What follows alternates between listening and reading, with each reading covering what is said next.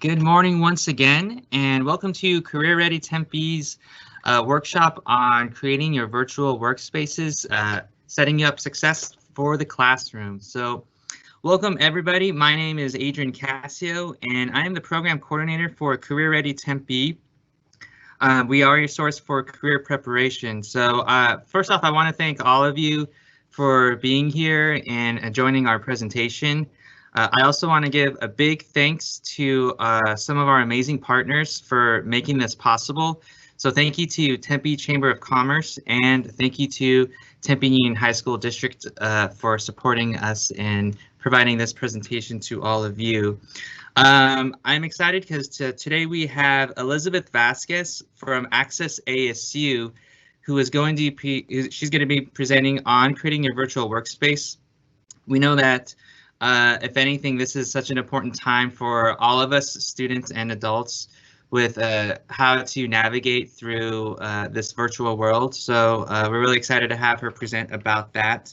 But before we get started on that presentation, if you're brand new to Career Ready Tempe, if you've never heard about us before, I'm going to share a little bit about our program.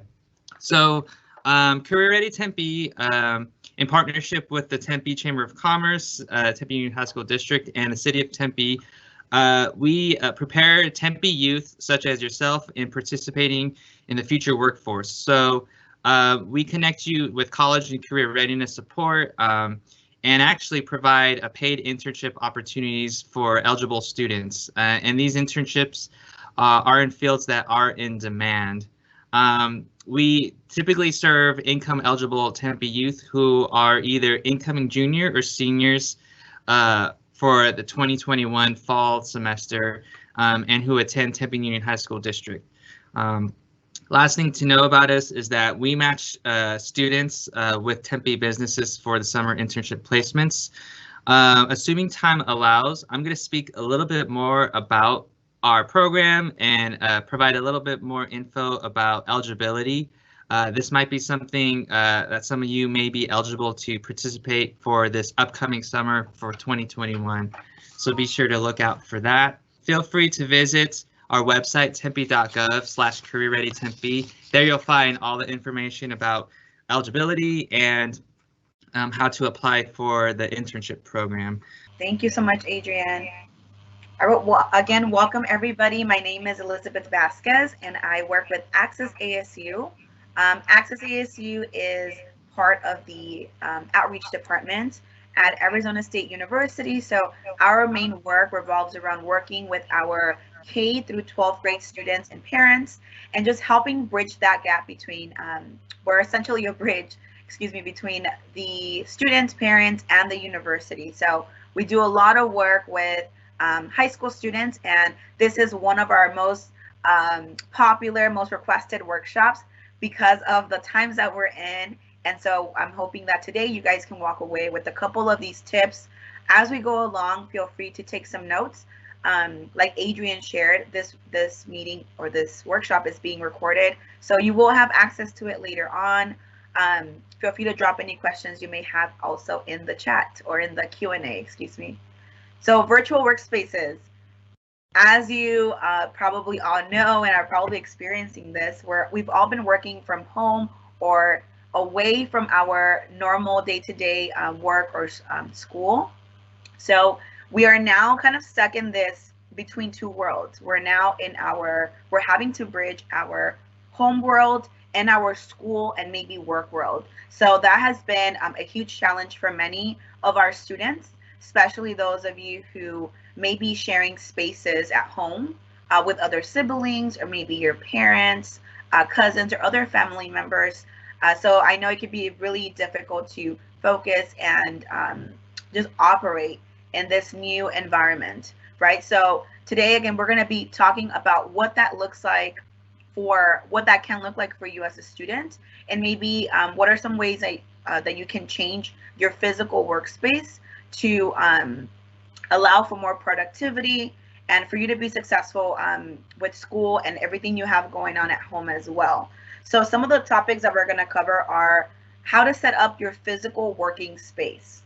So we're going to have in-depth conversation about what that looks like physically. We're going to talk about what kind of chairs you have, where are you working from, if you're working in the living room, in your room. Then we're going to go over time management and how this also plays an important role, as we know, right, with your effectiveness, with how productive you are. And then at the end, we are going to discuss some healthy activities to incorporate throughout your work week, just to make sure that you are taking the time to refuel and then just spend some time away from the screen. Now more than ever, we're all spending more hours than usual in front of our screens, let alone our phones, right? So again, those are the three topics that we're going to be going over. So virtual workspace. What does a virtual workspace look like? So setting up a virtual workspace is really, the goal is to really maximize your learning time, okay? So as maximizing your learning time, every single student has a different learning style. So in the past, pre-COVID crazy times, you were used to being in your classroom with your peers, sitting on your desk, right? And maybe having your teacher in front of you physically. So now this virtual setting has been a bit of a challenge for many of the students that I work with, and I'm sure for many of you joining us on the call or on the workshop today. So know that there are different learning styles, and that now, since you are working from home or doing school from home, there's that silver lining of now you have an opportunity to truly create your learning space and really explore learning styles that are going to be a best fit for you. You might be sitting here thinking, well, the virtual world is not really for me. That's not really how I learn. And believe me, I completely understand. Back in March, when we were sent home to work from home, I remember thinking, oh no, I prefer to be on the ground, in person with students. I don't know how this is going to work out. But since then, we've had to adapt. And to my surprise, I have been able to explore, right, different styles, different ways to interact with students virtually that have been successful. So I encourage you all to start thinking about silver lining. What are some new opportunities that can come from working from home or doing school from home? So now here are a couple of tips that we want to start off with. Many of these are a given, but I think that these are good reminders for us all. So the very first one is eliminate distractions. This one, I know, again, it is a given, but really think about what type of distractions you have either at home or wherever you are going to school from virtually. So if you are at home, like I'm assuming most of you are, it's important that you do have designated school hours and that those are your quiet or no distraction hours. Again, because you are from home, maybe in the mornings it's a little busy at home, right? With you maybe have siblings or your parents getting up for work, making breakfast. So I know that can be a bit of a challenge, jumping in from your home world back to your school world throughout the day. So as much as you can, if you are able to designate school hours and keep those as your no distraction time, you will get the most out of your learning week, right? Keep a clutter-free workspace. So why is this important? And this is also probably a given. Right now, because we're doing everything virtually, there's a cloud of so many assignments, due dates that are just stuck in your head, right? Because we're not at school. Maybe we're not spending enough time writing things down. And even if we are, everything is now on your computer or your laptop. So if you already have clutter and worriness and a bunch of other things going on up here, if your physical workspace represents that and is also pretty cluttered and clouded, are you really going to get a lot of work done? No, right? So really, as much as you can, trying to keep just a clutter-free workspace. And now I'm not saying to completely remodel your study area or your work area. it's really more about you just removing stuff from your desk or from the kitchen table, wherever it is that you are working from, to make sure that you can focus on one thing at a time. Turning off your TV, phone, video games. This is so important right now. Again, you guys have access to all of your awesome devices at home because you're at home. So if you're able to store these away, maybe in a separate room, or keep them in the living room when you are in class time, that will definitely help you not be tempted to jump on on your phone or on a video game. Having your school web tabs open only. I know this is probably really hard for many of you because again, you're doing school from home and it's all virtual. So keep one tab open. I would invite you to take a step back, take a look at how have your grades and your school assignments, how has that been going for you these last couple of months since this started? If the answer is I'm not doing well, take a couple steps back and look at, okay, what are some areas where I can make these small changes to really just help me focus for spring semester. I invite you, even if it's something as simple as taking out a sheet of paper, taking a couple of notes of things that you were doing this fall that did not help you focus in school, that maybe put you a little bit behind with your assignments. Jot some of those things down and see what are some things that you can realistically change, even if it's one or two things, to help you focus a little bit better for spring. I know that having other social media tabs open is very tempting, and that is something that a lot of our students are actually struggling with. Keeping noise levels down. This is so different for everybody's household. I know that I grew up with, I'm the oldest of 6 siblings. So if I was going through this virtual world, a school world at home, I know this keep noise levels down wouldn't be realistic for me. So as much as you can, if you find yourself in a similar situation, grabbing a pair of headphones, just whatever helps you get in the zone, so you can be truly focused and just be able to cancel some of those things out. And then the last point on here is keep a timer close by. We'll talk a little bit more about this neat tool, but even on your phone, right? Schedule in your breaks and your work time. That way you have some time where you can remove yourself physically from your working area, get up and stretch, and just take those small mental breaks. It really does go a long way. The next tip is make yourself comfortable. If you are laying on the floor, if you've been laying on the floor, if you've been sitting on maybe an uncomfortable chair these last couple of months, there's no way you're going to stay focused for a long period of time, especially when you're in school or in class time. If you're having those back-to-back classes, at some point, if you're uncomfortable, you're going to have to move, which then means you have to maybe disconnect your laptop, go to the kitchen or go to the living room. Have a designated space for you that is going to be comfortable. So I know this is obvious, but having a sturdy, firm chair, right, that is going to allow you to have your feet on the ground. That way you have also a good posture and you're not slouching too much. For that first bullet point, it says the seating. So do not lay on the floor for a long time to complete lessons. Laying on the floor puts the neck and wrists in awkward positions, which can lead to discomfort and strains.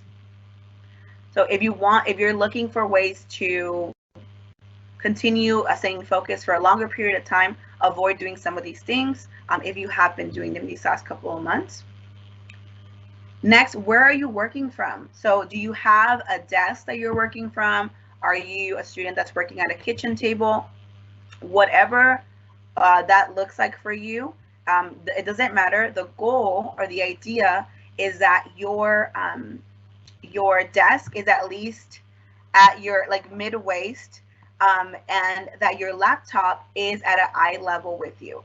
So I'll show you a better visual in just a second.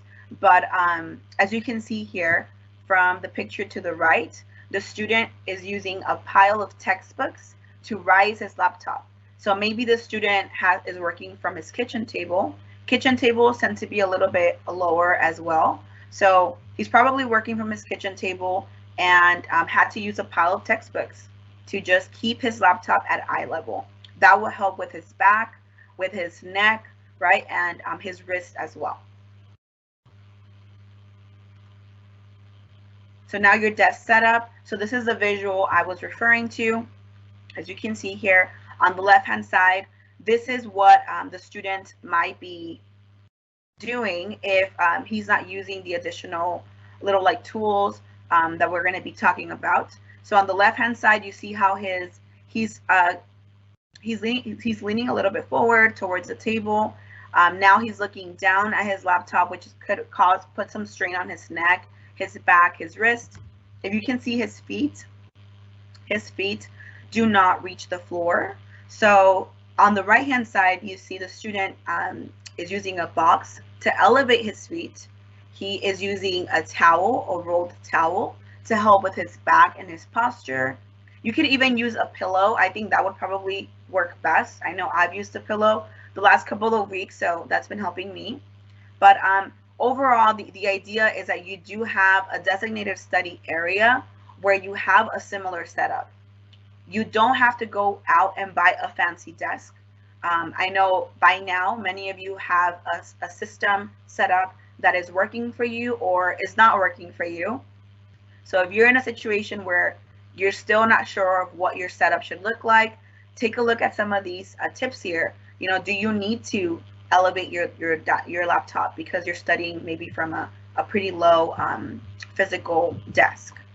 If your feet are hanging from your chair, is there something that you can put your feet on that just helps you stay a little bit more grounded and then helps you with your posture as well?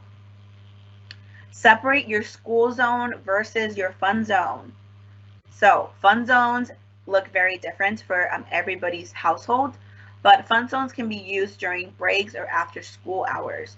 What I'm referring to when I say fun zones is, for example, if you have your video games, PlayStation, I think, what is a new one called? I think PS5. If you have all of those fun gaming systems in the living room, avoid working in the living room. It's as simple as that. If you can work from maybe the kitchen table or maybe from a separate room in the house, we encourage you to do that. Again, that way you're fully focused on one thing at a time. And then after school or in between, breaks for lunch, you can then go to your fun zone. Keep your laptop computer at eye level. Again, so like we said, this is important to help with to help avoid strains on your neck, your back, and your wrists as well. So these are just some items that you can use. These are common household items that you may have right lying around that can help. So sturdy books, like we saw in that picture, the student used a pile of sturdy books to elevate his laptop. Using a sturdy box or bin, that you can also use that to elevate your laptop, but also to put under your feet.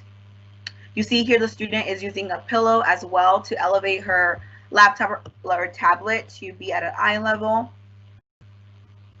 And then I see the rolled towel.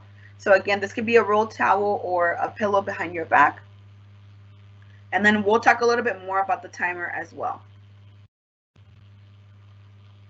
So keep school supplies closed. This is another tip that we're encouraging our students to do more of if you haven't already. If you're spending a couple hours, back to back during your school day, it is really easy to get distracted when you want to get some water. So let's say that your class is about to start, you're gonna run to the kitchen, get some water. Now you have to go to the bathroom, and then now you want to go get a snack because you got hungry. If as much as you can keep these supplies close to you, it just avoids you from getting up and having to kind of break that focus that you were in for the first part of the class time. So keeping a water bottle close by, snacks, maybe if you have a little drawer that you can use or even if it's on a drawer, just keeping those items close by to where you don't have to leave your physical working room or space, and avoid distractions. Keeping a timer, again, we'll talk a little bit more about that. I have more information on that. Assignment whiteboard. So this is a big one. As much as you can, if you can have a visual up in front of your laptop, in your working space, this will really help you keep track of everything that needs to get done this week. Okay, so for example, in my physical working space, I have a desk. I do have monitors that are provided from my job. So I have monitors, I have my laptop, and I also have a huge calendar, a physical calendar right in front of me. How is that helpful? When I am getting overwhelmed thinking about maybe the projects that I'm working on, family gatherings, things that are happening throughout the week, birthdays, due dates, bills, it can get super cluttered, right? Like we said earlier. So having it all just down on paper on my calendar serves as a good reminder that there is time in the week to get these things done. And we'll talk about some of those tools on how to manage your time a little bit more effectively if you're struggling with that as well. And then the last bullet point on here is school supplies. That one is also kind of a given, right? So if you are a student who likes to take physical notes, having those items close to you, so you're not having to run to the kitchen, looking through the drawers to find a pen or pencil for class time activities. Personalize your workspace. I think this is one that's kind of underrated. Personalize your workspace. If you have a designated working space, make it a space that you're going to want to wake up to and be ready and fully focused for the day. I honestly, it takes a little bit, it takes a few items to be put up for you to feel maybe motivated, to feel like you're ready to start the school week. So if you see here, I really like this picture to the right hand side. It's super simple. I know it's very fancy and most of us don't have all of these items, but if you can see on this picture here, this student has a couple of frames hanging. They have a clock to keep track of time. That may be helpful if you guys need something more kind of visual in front of you. They have a little lamp. So maybe throughout the day, if you want to dim the lights and just focus on one maybe assignment and you need that dimmer kind of lighting space, that will help you do that. They have a plants have really shown to help decrease your stress and anxiety. So if you're a plant gal, or maybe if you're not, give it a try and try to get some of these tools or items to help you just stay motivated and really just make this your space.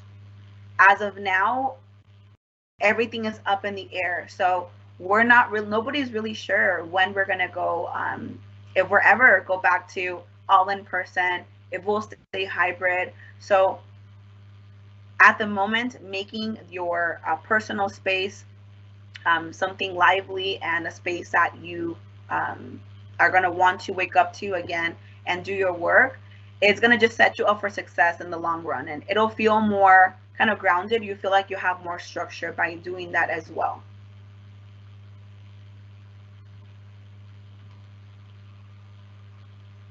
So now that we've covered what your physical working space can look like, now we're going to go into time management. This phrase here, this word, can be a little bit scary or intimidating for many of our students, just because when you think of time management, I know that many of you probably are not sure how to do that well, or if you're not sure if you're doing that well. As we go through these slides, I encourage you to take some notes, maybe jot down some things that have been working well and some things that haven't been working well for you. That way you can plan more accordingly for spring semester. But what is time management? So good time management skills help students prioritize tasks. Okay, so that is a key word. Time management, it's a skill set that helps you prioritize tasks and plan ahead. So there's anything that you are able to pull from this slide is prioritize and plan ahead. Planning ahead means that you're able to set aside time throughout the week to work on your projects, on your assignments, and you're just really ensuring that you're not overwhelming yourself and trying to get everything done in one day, but more so just spreading out your assignments and projects across a week. So what does it look like? Time management, again, is how you organize and plan your activities and how long you spend on specific activities. That is also a big one. We'll show you a visual of how you can do this. Effective time management can be learned. Your success in school depends on your use of time. This is something that I really want you all to really remember. If you don't have a good handle right now on time management, it's okay. This is a skill set that can be learned by swapping out some of the things that haven't been working well with maybe new things that you want to incorporate. So you are in total control of your time and how you organize and plan that for your week. So this right here is a sample of a timesheet. This timesheet is called Where Does Time Go? So this is just an average, these are average hours spent on day-to-day activities that we don't really kind of think about. So this is on average. I know this might be a little bit less, or you might spend more hours on some of these activities, but just on average, I want to give you guys an idea how many hours a day go into each of our kind of mundane tasks. So for the first one, number of hours of sleep each night, the average person hopefully will get 7. So this is being multiplied by the 7 days of the week, okay? So let's say that you're sleeping about 7 hours a week, 7 hours, not a week, 7 hours a day for 7 days. That equals to 49 hours during the week. So we're spending about 49 hours sleeping during the week. Number of hours spent grooming each day. If you spend about an hour a day for 7 days, that's 7 hours. Time traveled to and from school. Since most of us are doing school from home, that 5 hours during the week is probably being eliminated by now, hopefully. Number of hours per week on regular activities. If you are in a sport or a club, again, that might be a little bit higher, but on average, about 6 hours a week. Number of hours per day on chores or errands. So that comes out to about 14 hours a week. Number of hours of work. So if you're not working as a student, we'll just skip that. Number of hours of class per week. So if you're spending about 7 hours during the 5 days during the week, that's about 35 hours a week. This number has probably decreased. I know a lot of schools have changed their schedules around, so maybe you're spending even less time, which I hope you are. Number of hours per week with friends. I know this looks a little bit different, but hopefully you're also getting creative with how you're socializing and keeping your support system kind of live and going. And then numbers of social media, TV, number of hours. This number has definitely gone up, and not just for our students, but for everybody across the board, which is completely normal. So again, this is just to give you like a one snapshot of where a lot of our time goes, and without us really thinking about it. These are tasks that we're just doing on the day-to-day. So by doing this, I just want you to, again, to really reflect on how you're spending your time every day, especially if you're somebody who's struggling to complete assignments during the week. So this right here is a visual of a student who is using a couple of tools in her working space to stay organized and manage her time well. One of the things I wanted to point out from this picture is she has it looks like a cork board, but you can also have a whiteboard. On there, she has a sign that says finish project by Friday. So that is a big sign. So it looks like that's something important. And she has it up there as a visual. She has a couple of sticky notes as well. To her right, it looks like she has some shelves to stay organized. She has a clock on her wall for maybe like visual. I'm a visual person, so while I have my clock and my agenda, I do have all of that also just physically and visually. It just right in front of me because it's a lot easier. She also has a notepad and it looks like she's writing a to-do list.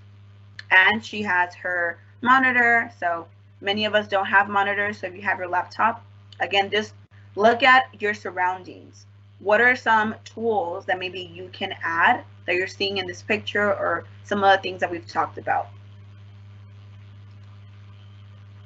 Common mistakes and solutions. So the simple fact is that if you're not using some kind of a tool to manage your time, to plan out your activities or assignments, it's going to be really difficult for you to get those done throughout the week and meet deadlines. So by using a calendar or a planner, creating a to-do list, that is a very simple way to help you do that. Again, this is if you haven't done this already, but if you already have a system that's working for you, continue doing that, right? There are so many tools out there, but we really want you to start thinking about what are some realistic physical tools that I can use to just have a better handle on my time management. Other mistakes and solutions, procrastination. So this is where the prioritizing due dates comes in, and then overcommitment. If you are committing yourself to maybe other activities, whether that is for like family gatherings or with friends, and you're not doing so well in school, saying no once in a while is totally fine, okay? I know we're running a little bit, we're reaching the end of our workshop today, but I wanted to go over a couple of tools that you can use if you haven't tried this already. So again, make a to-do list. This isn't innovative, but this is highly effective. If you don't know where to start, that is my number one recommendation. Take out a piece of paper, put everything that you have going on your mind, everything that you're stressing about, put it down on paper. I promise it will feel like just a big weight taking off of your shoulders. You don't have to carry it with you, up here. Now you can just put it down on paper. Keep a planner or calendar or a Google Calendar. If you don't like physical planners or physical calendars, totally fine. Most of us have access to a Google account or Gmail. You're able to use a Google Calendar from there as well. It's free for everybody to use. So I highly encourage you to use that as another tool if you haven't explored that already. Trello is an online time management tool as well. If you haven't heard of Trello before, essentially it is an online version of a to-do list. So it's pretty neat. You get to check off the items or the things, tasks that you assigned yourself for the week. Again, this is if you prefer like the more virtual online type of technology. Then the Pomodoro technique. This is if you don't use any of the other tools mentioned above, if you stick to at least this one here. So the Pomodoro technique goes as follows. Select a task from your to-do list. So you're going to select one project from your to-do list, set a timer for 25 minutes. For those 25 minutes, you're going to block out all distractions, okay? Simple, 25 minutes out of your day for one assignment. You will be highly surprised of how much you can get, how far you can get with that assignment or that project in just those short 25 minutes. Once the 25 minutes are up, take a short break. Get up from your physical workspace, close down your laptop, take a walk outside, go to the kitchen, just remove yourself for about 5 to 10 minutes, and then come back and set another 25 minutes. How many of you have an assignment, a project that you put off for so long because it was just too overwhelming to think about? But then when you started it and you completed it, it took you way less than you anticipated. Yeah, that happens to most of us. I promise it doesn't stop in school. Life after high school and college, you'll continue finding yourself in those similar kind of dilemmas. But the goal is that you start catching yourself when you start procrastinating and maybe thinking, okay, I really don't want to do this assignment, but let me just take 25 minutes and see how far I can get. You will be surprised as well. This is just a simple representation of how you can set up your maybe to-do list or tasks throughout the week on a simple sheet of paper. Just you can create a similar chart or a schedule for yourself for every day of the week. Write down the date and just jot down some assignments, that maybe 3 things that you want to complete every single day. 2 to 3 things. It is a game changer and it's super simple for you to use. Now, the last thing on here is the 4 quadrants of time. So for the 4 quadrants of time is another pretty neat tool that you can use. Very simple. You can actually draw it out on your notebook or use Word doc. But the 4 quadrants of time is a concept created by Stephen Covey. And these 4 quadrants of time help you prioritize tasks for your work day or your work week. So quadrant 1, you're going to list tasks that are urgent and important. Quadrant 2, you're going to list tasks that are not urgent but are important. Quadrant 3, urgent, not important. And then quadrant 4, tasks that are not urgent and not important. So if you can see here from these examples, let's go to quadrant 4. It says a task for this person that is not urgent and not important is cleaning out their car. For them, that is not urgent, right? There isn't like a deadline for that. So they're leaving that for the very end of their to-do list. I know for me, cleaning out my car, I would probably move that up to quadrant 2, just because that is more of a priority for me, right? And again, this will look very different for all of us. If you can see, go to quadrant 1.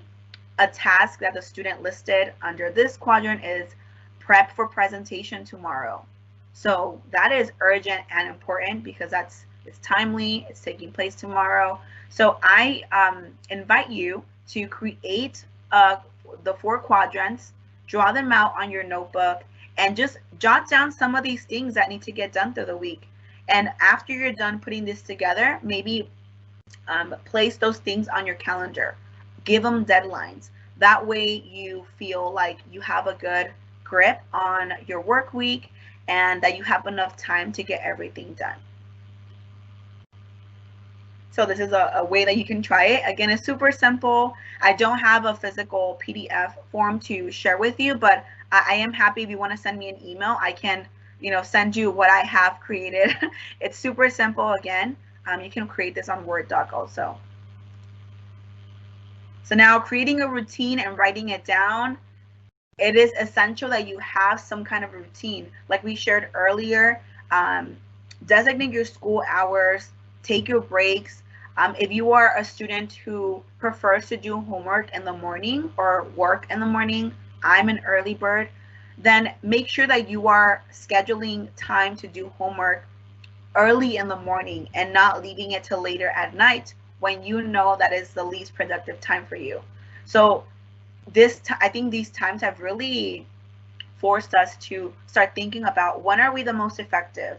When are we getting the most done? And just analyzing, reflecting of how we've done things in the past, but also how we have to do things differently moving forward. Excuse me. Make a plan. If you fail to plan, you plan to fail. I know many of us have heard of this quote. It is so true. If you have an exam coming up, if you have a big project, how are you planning ahead? How are you staying organized, and what tools are you using to stay organized as well? This right here is an example of how maybe you can plan out your month or your couple of weeks leading up to an exam or leading up to an essay. Just really quick here on this is for December. So let's say that actually it's not accurate on here, but let's say that I have an exam on December 20th. You see here it's highlighted, and I'm going to be tested on chapters 1 to 3. if you can see from starting from the first day of the month, I have spread out each of those chapters leading up to the exam date. Why? Because that way you're able to retain more information. If you guys have heard of all-nighters in college, those are not really effective for anybody, let alone, for a student that's trying to cram 3 chapters the night before the exam. That is not effective, and it's not an effective skill or tool to be something to be doing in the long run. So as much as you can, take a step back, take a look at what's happening in this month. If you have big projects coming up and you're feeling overwhelmed, this is a good tool that you can use. And also this is, again, something that you can create on your Word doc. And to end off here, take your breaks. Like we said, take some time to get up from your physical workspace, stretch. Those are, I think, again, underrated things that we can be doing throughout our day. But take some time to stretch, walk around, and just really removing yourself from your virtual workspaces is going to be really important. If you are not getting enough sleep, if you're not eating healthy, if you're not moving around, you're not going to be doing well throughout the week. That is just the simple fact, is that these 3 things they play a huge role in how effective you are throughout your week, throughout your in your assignments, how you're performing. So again, if you're not doing well in any of these areas, or if you find yourself struggling a little bit, jot some of those things down. How many hours are you getting of sleep? And if you're not getting that many, why? Ask yourself why. What are some small changes you can make? Maybe you can start meal prepping, right? Maybe the day before, or at the beginning of the week, looking at what meals you want to make and just have ready, like in a Tupperware, so you can just warm them up real quick. And that way you're eating healthy meals, and we're not, running on coffee or hot Cheetos throughout the day. And then just moving around, I think that's also a given. Now more than ever, we want to make sure that we can help prevent diseases and boost our immune systems. Eat your greens, move around. It goes a long way. Thank you all so much for joining the session today. This is my contact information. Again, I work with Access ASU, and we offer several different workshops around college readiness. If you would like to talk a little bit more about anything that we discussed today, feel free to shoot me an email, evasket9@asu.edu. We also have tons of programming on our website at eoss.asu.edu/access. And we're also on social media, so feel free to follow us on Facebook or on Instagram. That's where we're most active.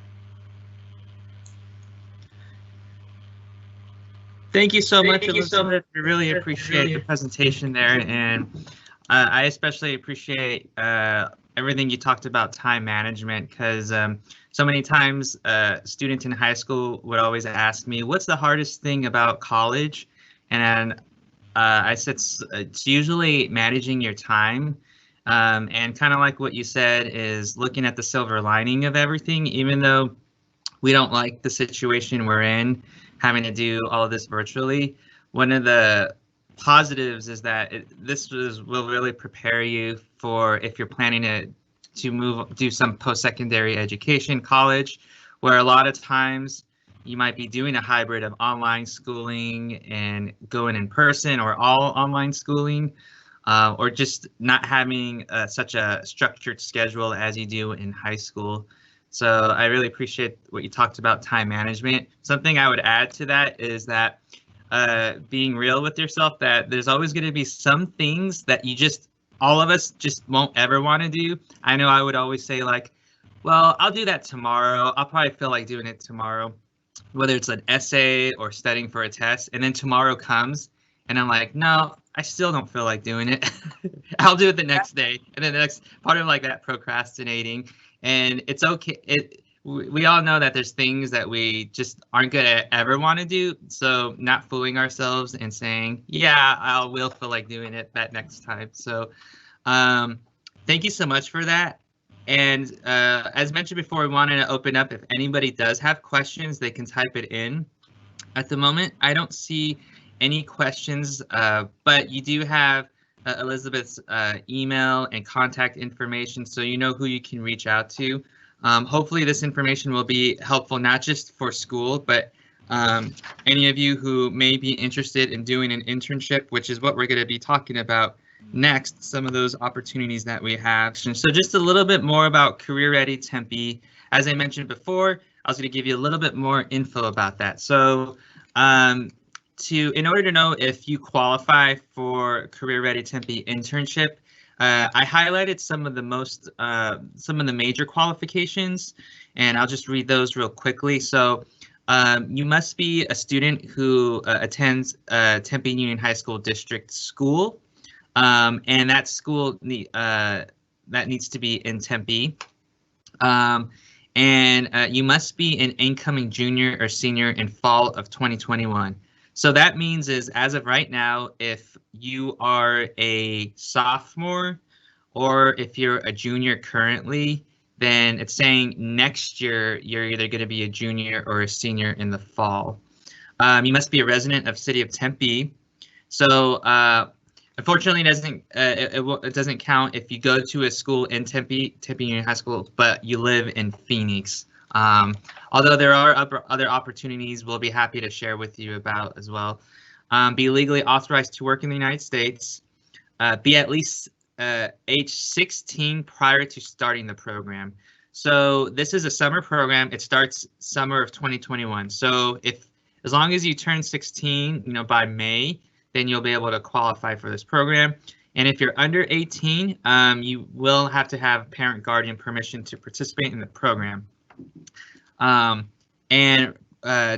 apply, there is an application that will be opened up, and it'll be in the next coming month. So keep an eye out for it.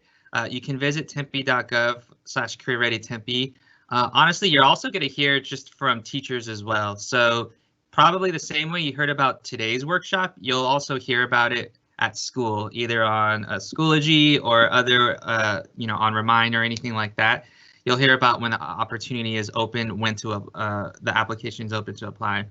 And then once, if you qualify, we'll be reviewing applications and we'll be reaching out to students who do qualify and setting up the next steps, which is doing an interview and getting you matched with an internship. So again, it is an 8-week paid internship, and the website right here, tempe.gov/careerreadytempe, you can find more info. So I'm going to show you a highlight of a video here. It helps to give a visual. These are some of the students who participated previous year.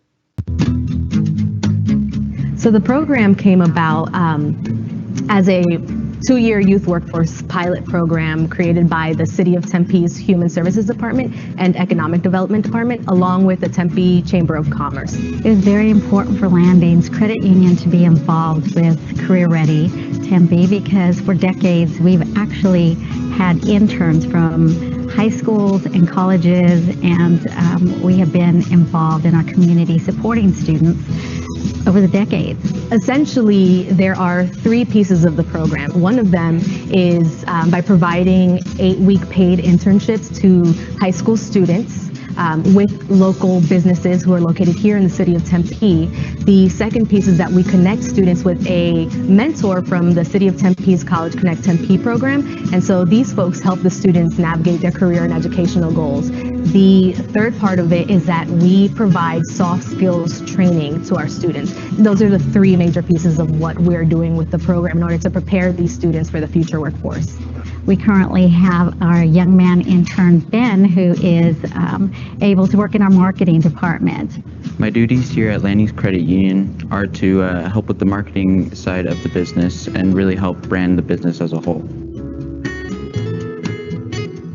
I actually really like going to the internship, going to work, and the entire experience has been so much fun, and I enjoyed it a lot, every moment. One thing I learned at Wilson Electric was that to keep organized and keep everything filed. I've gotten like a general direction of what I want to do in the future. I would definitely recommend this internship to other people because it's a great way to put yourself in front of other students perhaps at your school and really give yourself a great step forward. Right now we have 8 interns. They're at 8 different companies, so they are the only intern within that company, and so they're getting a lot of personalized attention and on-the-job coaching from their supervisors. We participated in the program because we're a very community-based company, so we like to give back to the community. I work in the white format department, and I run printers and cutters, and I help out, and I shout out my supervisor, Ryan. The work here I do is to help businesses work on signs or send their message or advertise themselves, make themselves look better as a company. I would say a lot of skills I taught him would be to slow down, take his time, take pride in his work, and instead of trying to get things done hurriedly, to do them with finesse and precision, because it's always better to do it correctly and slower than to try and rush through it and damage the product. I think the most important thing I've learned is to be more enthusiastic because it helps bring a more welcoming environment. Without this internship, I do not think I would have the same opportunities, because this is a really great thing to have experienced.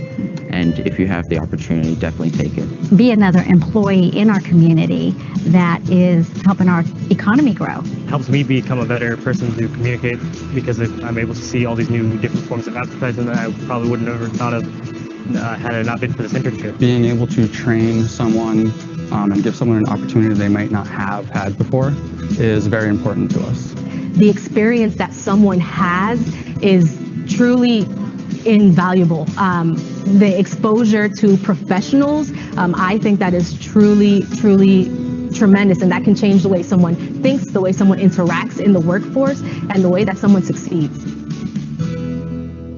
So if you want to learn a little bit more about some of those employers, we're going to be doing another workshop, virtual one, next Wednesday, December 9th from 10 to 11. You register the same way. That one's going to be on Zoom, so you'll have to register as well through Zoom. But you can find it on Eventbrite and hear from some of those employers, as well as from the community college, about career pathways. Thank you again, everybody. Like I said, you will receive information on this presentation and some links as well. We thank Liz for her time, and hopefully all of you got at least a little something out of this presentation, and we hope to see you next time. Have a good day.